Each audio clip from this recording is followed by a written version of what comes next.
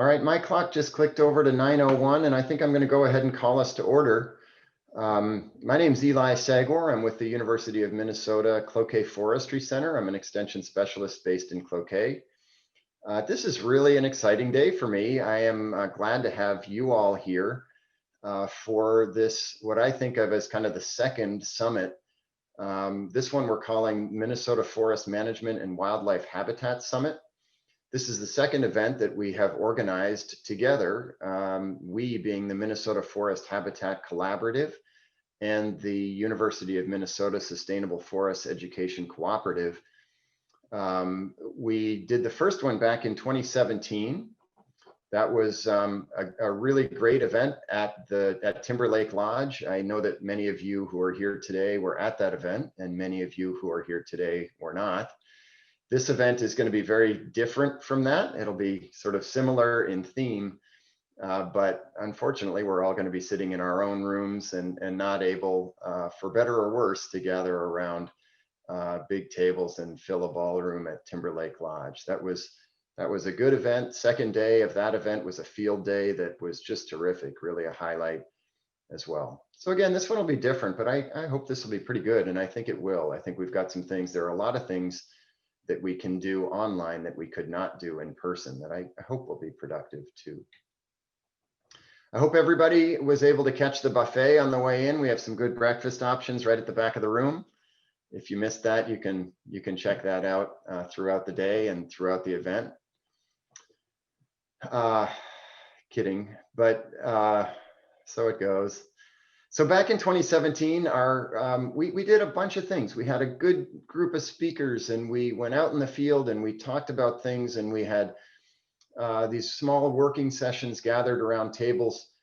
And one of the things we did near the end of that session was we voted as a group of, I think, about 120 people on what are the greatest ways. That event was called Exploring Opportunities in Forest Management to Improve Wildlife Habitat.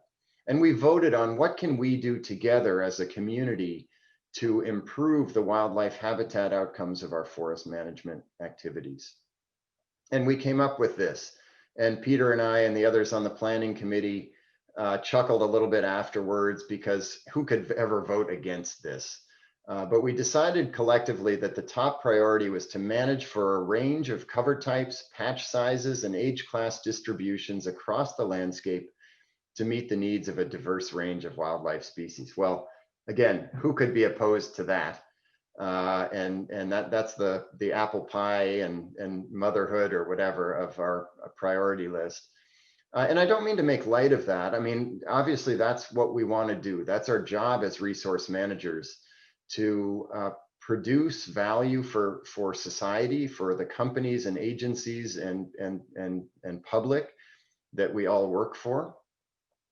And to do it in a way that preserves, that leaves space and habitat in the right conditions for a broad suite of ecosystem services and wildlife species and products that we all depend on or that need to be represented. So for this event, we wanted to build on this. We wanted to start with this priority, but we wanted to go deeper. And so what I think you're going to hear over the next 3 days will be a focus on themes like we see here. Okay, we all agree that we need to produce the right mix of cover types and ages and so on, but how much is enough? How do we know, how do we count wildlife? How do we know how much wildlife we have out there? We're going to hear from people like Scott Hillard telling us what we know about forest inventory and analysis, and what we know about what different kinds of habitats and what conditions are across the Minnesota forested landscape. We're going to hear, I think, a good talk from people like Lindsay Chartel, Dave Garcelis, and others about how we count wildlife and how do we know, like, how do we think about a target? How do we know how much habitat is enough habitat? And when should we be satisfied and when should we be concerned about what we're seeing across the landscape?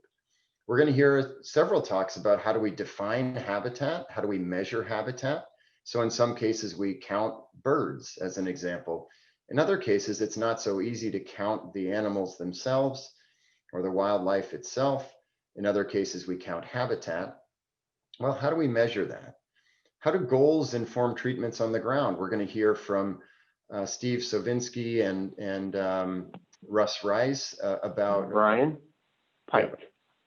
A forest. Join the meeting.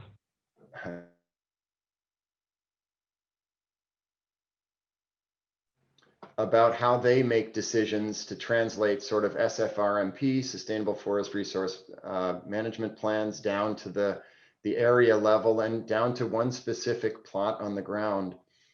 And we're going to be thinking throughout about how we can do better.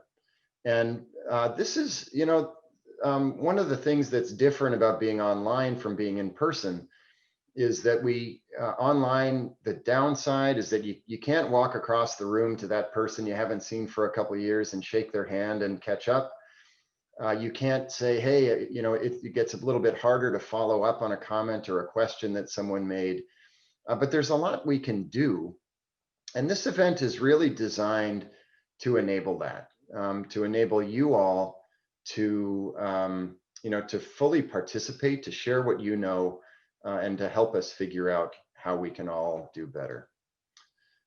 So what are some of the strategies we're going to use? Well, we've got a great group of speakers. You're not seeing all of them pictured here. This is from one of our planning sessions, but the people pictured on the screen and the others that you see on our agenda are really an outstanding, very, very well informed, actively engaged group of researchers and practitioners and leaders throughout our resource management community. And you're going to have a chance to hear from people as far away as Maine and as close as probably someone in the county that you're sitting in. So really good group of speakers, as you'd expect. Brian Pike. We're also going to hear Join the meeting. We're also going to hear from you all. I mentioned earlier this system called Slido. Slido is a system that is going to allow you not only to post questions, but to vote questions up to say, whoa, that's a great question that other person asked. I really want to see, I want to hear the speaker answer that question. If you vote questions up, then I'm going to see, and Caitlin Wilson, who's my coworker at SFEC, we're going to see that, and we're going to make sure that those questions get asked. And so I encourage you to use that. I'll talk in a moment about how to use it because it's something a little bit new. Caitlin just, posted the Slido link. I'm going to encourage you to have Slido open. You won't actually, what you see on Slido won't look exactly like this. It'll look a little bit different. And I'm going to encourage you to have Slido open on a separate screen if you can. Now, you don't have to, but if you can open it on your phone, if you can open it on a second monitor and keep it open there, what I'm hoping is that, and what we've seen in the past at other events, is that Slido allows us to have one conversation that's being led by the speaker and a second conversation that's really being led by you all in the audience, where you're asking questions, replying to one another's questions, voting questions up, really building a body of knowledge and a series of questions that are going to make the conversation better. So I've got a couple of screenshots here. If you're on your phone, I mean, it's really pretty intuitive and pretty straightforward. You can type your question. You can submit questions anonymously. I'm going to encourage you to use your name, but I'm not going to force it. That's a setting. And I think in previous events, we have had some really good provocative questions asked anonymously. Obviously, if we get things that are not productive or disrespectful or whatever, we'll get rid of those. But I'm not worried about that. We have not seen that in the past, and I don't see any reason to worry about it today. So feel free to post anonymously if you want to, but use your name if you're willing. I think that just humanizes things a little bit more. What else? Well, we're going to do large group discussions. So after your breakouts, we're going to we'll have some conversations as a large group. We'll also do small group breakouts. We have one of those for the latter part of this morning. Chance for you all to dig in and talk about different parts of the land base and how different kinds of land create different opportunities and constraints for collaborative management and for achieving landscape goals. We've also got a lot of information on the course website, and I want to encourage you to access that and use it. I hope you've already seen some of this, but the content page on the course website has a lot of links to papers and to the FIA report that Scott's going to be talking about. It's also got links to a couple of discussions. These are open only to people people who have registered for this. So it's not a public conversation that's going to end up on the front page of the Star Tribune or something like that. It's open only to people registered for this event. I encourage you to use that discussion board. And in particular, I want to draw your attention to something Peter Deeser and I are doing Thursday morning. We're going to be leading during the concurrent sessions a 30-minute or so conversation about tools that you use to inform your forest and wildlife management. And if you look at discussions on the course website, you'll see that Peter and I have posted a few things there, but we really want you to add to that. So I encourage you to add to that now, anytime, or this afternoon or tomorrow, and share whatever ideas you have, what tools you've used, what techniques you've used in your land management to improve wildlife habitat outcomes of our activities. Those of you interested in continuing education credits, look for a link near the end of the day each day. You'll need to go ahead and fill that out, and we'll report that to you, so you'll get a certificate of attendance. We'll also report it to SAF, the Society of American Foresters, and to Julie Hendrickson, who's tracking it for Woodland Stewardship Plan preparers. If you want credits from TWS or other organizations, you'll need to submit those yourself, but we will give you the documentation to do that. Finally, because my time is up, I encourage you, this is Zoom, you can get up and do what you need to do at any time.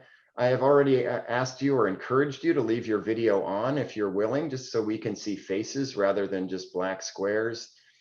But if you need to blow your nose or whatever, don't hesitate to turn the video off for a moment. That's just fine. Or if you have a bandwidth issue, that's okay. But do what you need to do to keep your mind focused and to really engage and help us to have a productive meeting. With that, I am going to stop sharing my screen, and I'm going to introduce Eric Skank,